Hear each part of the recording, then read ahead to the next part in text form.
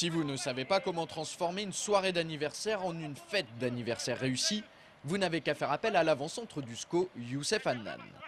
Vendredi soir dernier, le club angevin célébrait ses 90 bougies au stade Jean-Bouin à l'occasion de la 10e journée de Ligue 2. Pour cet événement incontournable, les dirigeants scoïstes avaient prévu plusieurs animations. Au programme, spectacle de percussion, danseuses et feux d'artifice grandeur nature. Par contre, ce que les dirigeants ne pouvaient pas prévoir, c'était bien évidemment le résultat de la rencontre entre leur formation et celle d'Istres. Un résultat qui allait conditionner la réussite ou non de ce 90e anniversaire. Et c'est justement là qu'intervient Youssef Hannan. L'attaquant angevin a offert la victoire à ses coéquipiers grâce à ce but inscrit à la 23e minute. Si les Angevins ne s'étaient pas imposés face aux Provençaux, cette soirée ne se serait jamais transformée en véritable fête. Pour le président Willy Bernard, c'est presque un ouf de soulagement. On a prié pour que ça se passe bien, ça s'est bien passé. Et puis le feu d'artifice, c'était magnifique, les danseuses, le spectacle, parfait. C'est comme ça que devraient être tous les matchs de football. Enfin, dans le contenu, pas tout à fait. Vendredi soir, les hommes de Jean-Louis Garcia n'ont pas vraiment brillé dans le jeu contre la formation entraînée par Henri Stambouli, un petit peu à l'image de leur match d'il y a 15 jours contre Strasbourg.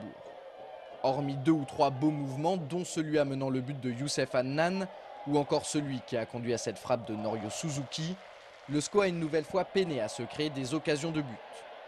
Après l'ouverture du score, les Angevins ont donné l'impression de vouloir à tout prix conserver leur avance au tableau d'affichage, au détriment de l'animation offensive et donc du spectacle.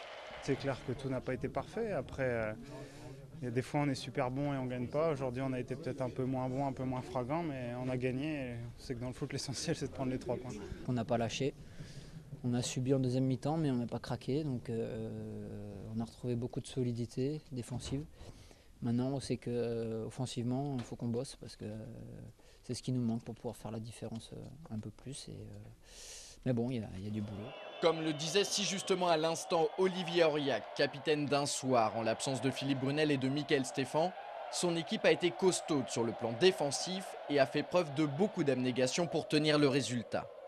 Pour Jean-Louis Garcia, il s'agit d'une sérieuse base de travail sur laquelle ses joueurs vont pouvoir s'appuyer en attendant le reste. C'est une étape dans notre progression dans le jeu. Je veux dire, on ne peut pas passer d'une période difficile comme on a connu à des victoires nettes sans bavure avec la manière. On est obligé de passer, de monter crescendo. Aujourd'hui, on n'a pas encore, j'espère que ça va venir, tous les arguments techniques et de confiance pour pouvoir bien manœuvrer. Mais on a su faire l'essentiel aujourd'hui. L'essentiel, voire même l'impératif, puisque les Angevins n'avaient plus remporté la moindre rencontre depuis le 29 août dernier. Il était temps.